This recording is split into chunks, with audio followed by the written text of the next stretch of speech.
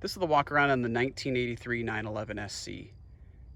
As you can see, the car is guards red, has a black leather interior, and it's really in just fantastic condition, especially for the age of the car. 1983 was the last year of the 911 SC before Porsche switched over to the Carrera and the 3.2 motor. And SCs are a little bit more, not as much power on paper, but I find that the engine revs up faster.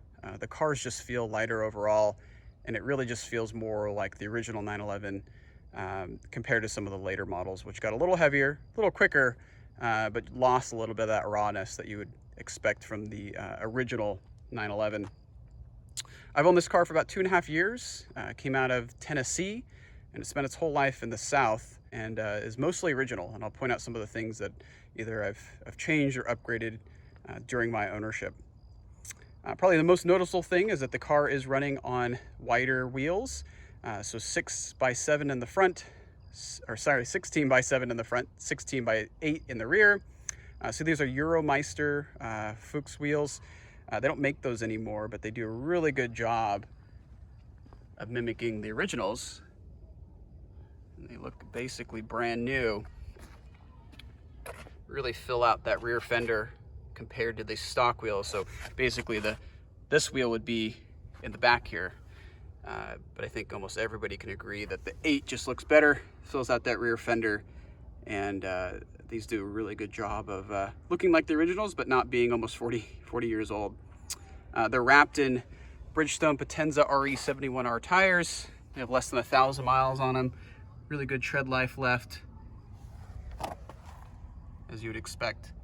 Really grippy tire, and give this car a lot of performance.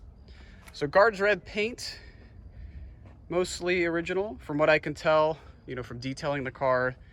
The hood and the roof seem to have been repainted because there's some clear coat, so it's not single stage paint. And the back rear quarter panel appears to be repainted as well. The car does have Euro H4 lights, so that would be an upgrade that the European cars had, but the original sugar scoops are included with the car if you want to put those back on. All the trim on the car, all the rubber is in really good condition. You can tell this car has been well cared for over the years, hasn't sat out in the sun or the weather. It appears to be garaged its whole life. And then you have the original optioned fog lights, headlight washers. All right, and the paint just really shines. The guards red paint.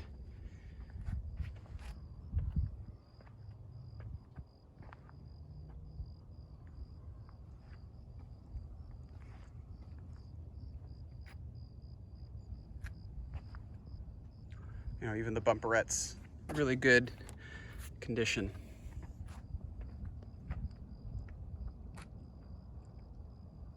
It's a sunroof car, so the sunroof does operate, and we'll check that out when we go inside the vehicle.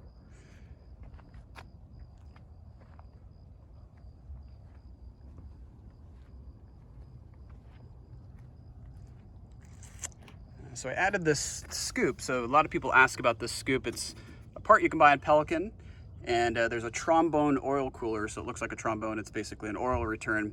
Sits up in the front fender, and this replaces the side marker light for the US cars. In Europe, this would just be black like this.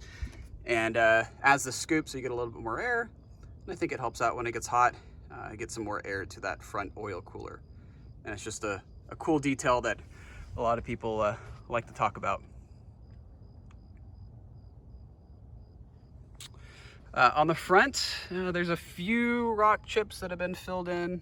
They're pretty hard to see. You can tell it has the correct badging on it as well. So Porsche is not in black. So period correct.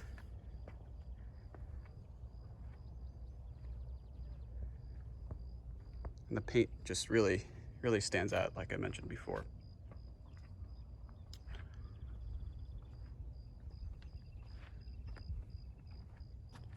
Let's go ahead and take a look at the interior. So black leather interior, original seats. A little bit's coming off right there, but that's the highest wear part of the seat. Leather's pretty soft. And what's interesting is on the 83 and 84 911s, they had more of this flat seating surface. So if you look at some other cars of that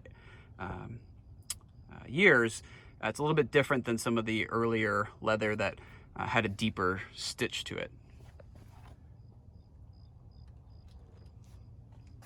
Okay, back seat. Seats fold down, got your headliner. Original steering wheel.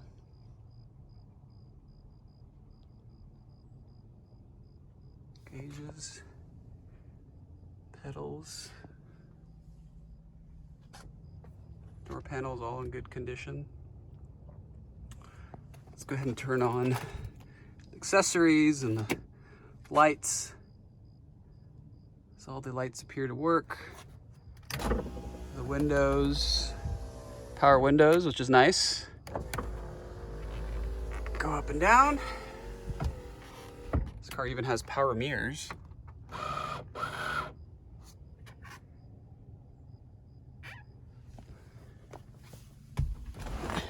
And the original Monterey Blaupunkt radio. As you can see, it does work. Antenna goes up. Not the best sound quality.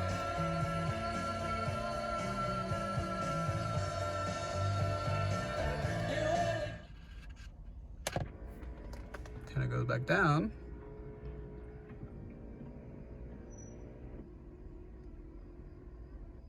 The clock is a little slow, so it works, but it doesn't keep good time. No cracks in the dash. The dash is in really good condition.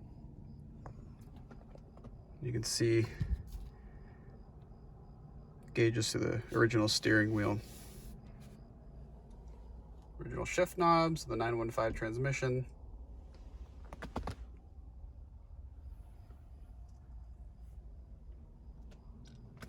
Let's take a look at the engine here. So the engine, basically almost a complete rebuild except for the bottom end, with the car being 78,000 miles.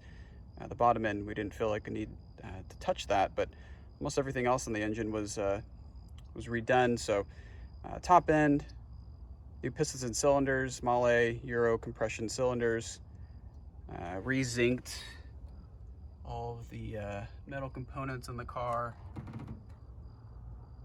redid the fan. It just runs great.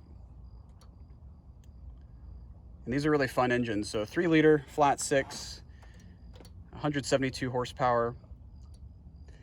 Later 911 SCs in Europe and the rest of the world received those higher compression cylinders. They didn't run a CAT, but they were pushing 204 horsepower by the time it was said and done. So this one should fall probably a little bit more above stock, I would imagine. With those new pistons and cylinders and everything running in tip-top condition. So CIS was worked on, the fuel injectors reworked, and all the cam timing perfected, and again, just runs great. It's running Porsche Classic synthetic oil, so that's what Porsche recommends for this year of vehicle, and I've been running that in the car ever since I bought it. Let's go ahead and start it up.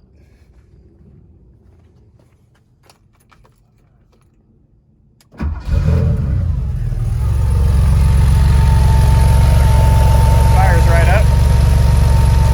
Has a great idle.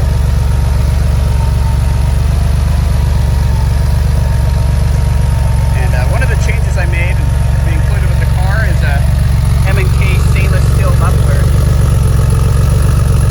No drone on the freeway, gives it a nice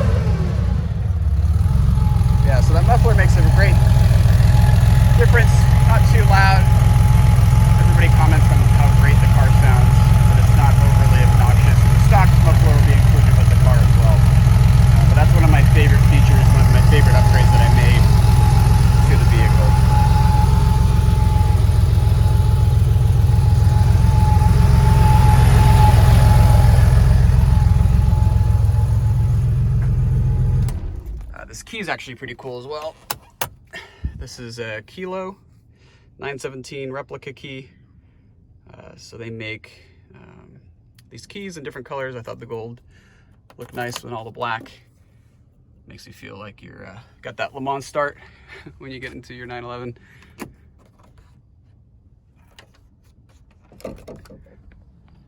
One of the little details I like about this car as well is the fuel cap and how Porsche put this vinyl to protect the paint when you're getting gas, which is nice. And then that's to fill up the washer fluid. Let's go ahead to the front of the car. Check out the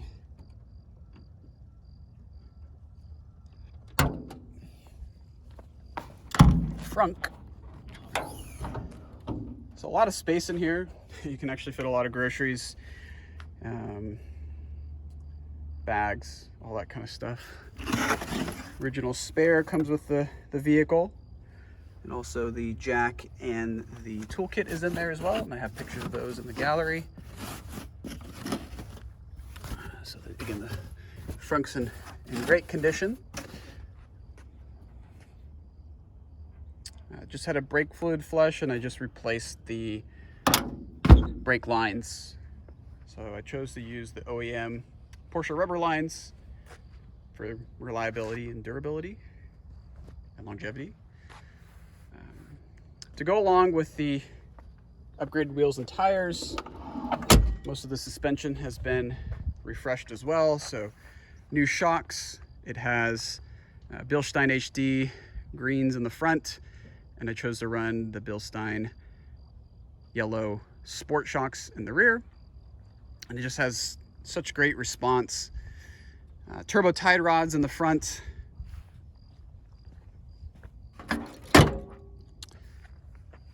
And it also has the BaT 3-way adjustable sway bars.